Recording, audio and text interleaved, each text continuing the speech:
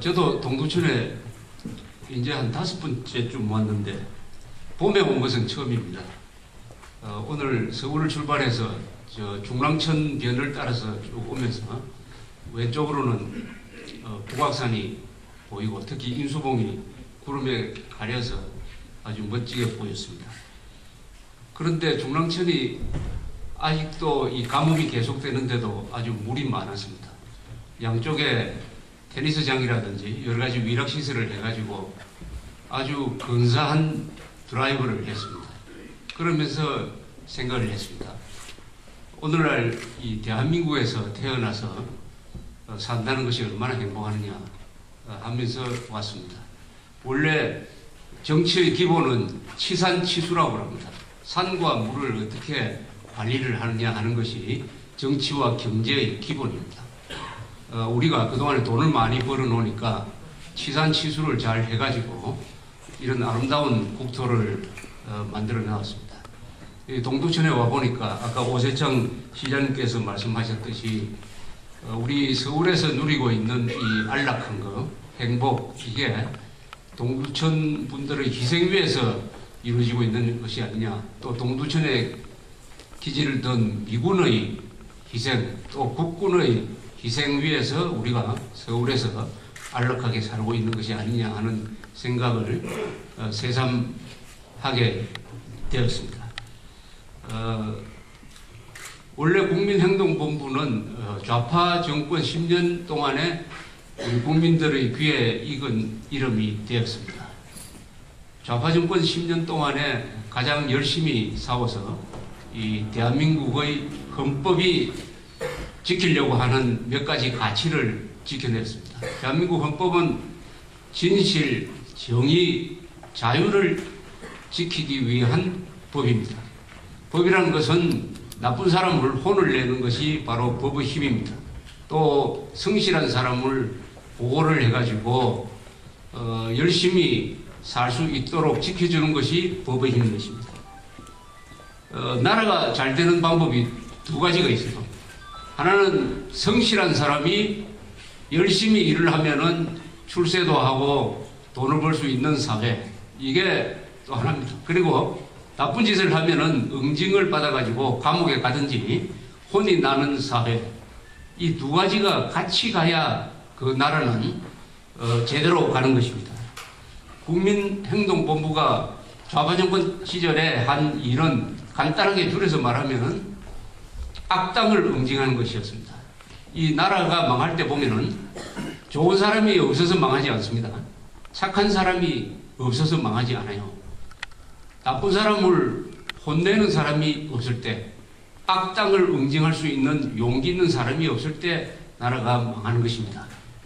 대한민국이 망할 리가 없지만은 좌파 정권 10년 동안에 대한민국에 대해서 부정적인 생각을 가진 사람, 기성세대에 대해서 고마움을 모르는 사람, 우리를 살려준 미국에 대해서 감정을 가진 사람, 대한민국은 태어나서는 안 될 정권이었다라고 생각하는 사람, 이런 사람들이 나라를 깽판 칠 때 국민행동본부가 외롭게 싸워서 이 정도의 나라를 지켜냈습니다.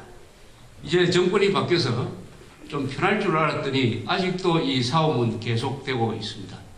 대한민국에서 이루어지는 이 싸움은 아마 통일 이후까지도 계속될 것입니다. 왜냐하면 우리가 말하는 이 애국운동이라는 것은 하나 더 바꿔보면 바로 인류국가를 만들기 위한 운동인 것입니다. 대한민국은 지난 60년 동안에 위대한 업적을 4개를 남겼습니다. 첫째는 나라를 세웠습니다. 이 나라는 민주주의 국가입니다. 그리고 공산 침략으로부터 나라를 지켜냈습니다. 또 박정희 대통령 이후에 산업화를 하면서 땀을 흘렸습니다. 그리고 거의 동시에 민주화를 하면서 또 눈물을 많이 흘렸어요.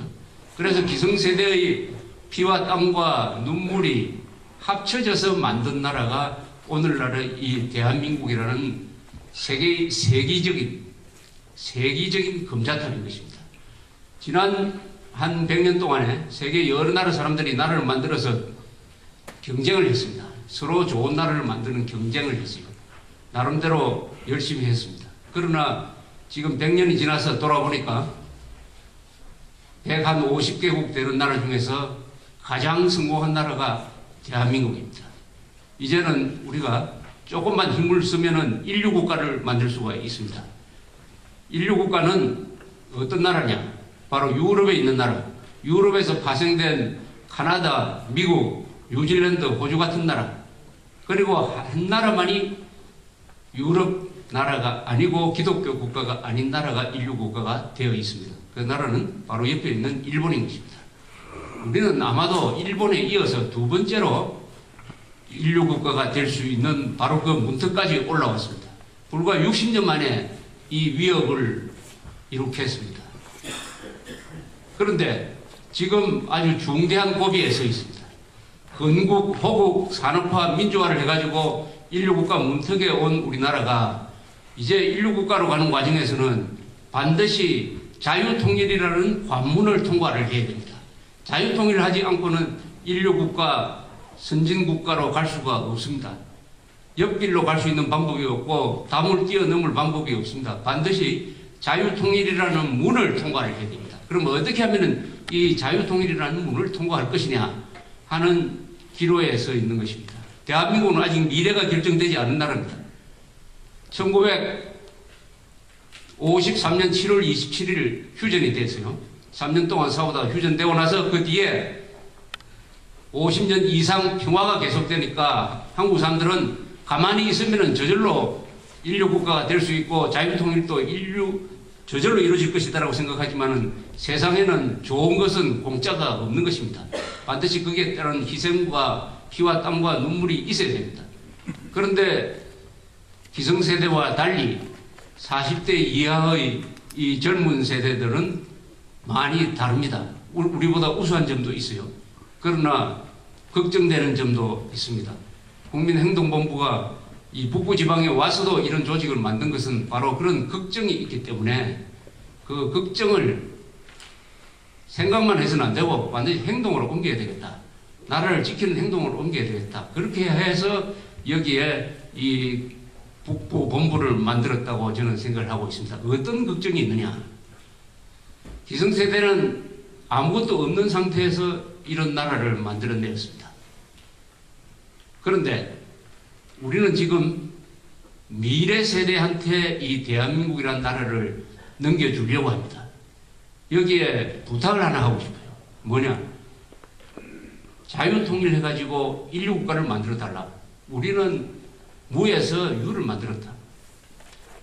그러면은 이런 좋은 나라를 받아가지고 기성세대한테 감사하면서 또 우리 힘으로만 이런 좋은 나라를 만든 것이 아니고 바로 미국의 도움하에서 이런 좋은 나라를 만들었으니까 한미동맹도 제대로 지켜가면서 대한민국을 자유통일하고 반드시 인류국가를 만들 수 있다. 이렇게 후배 세대들이 다짐을 해 주었으면 좋겠는데 그동안에 김대중 정권, 노무현 정권 10년을 거치면서 어떤 일이 일어났느냐. 대한민국에 대해서는 감사할 줄 모르고 김정일 정권에 대해서는 화를 낼 줄 모르고 북한 동포에 대해서는 동정할 줄 모르는 사람들이 미래 세대로서 등장하게 되었다.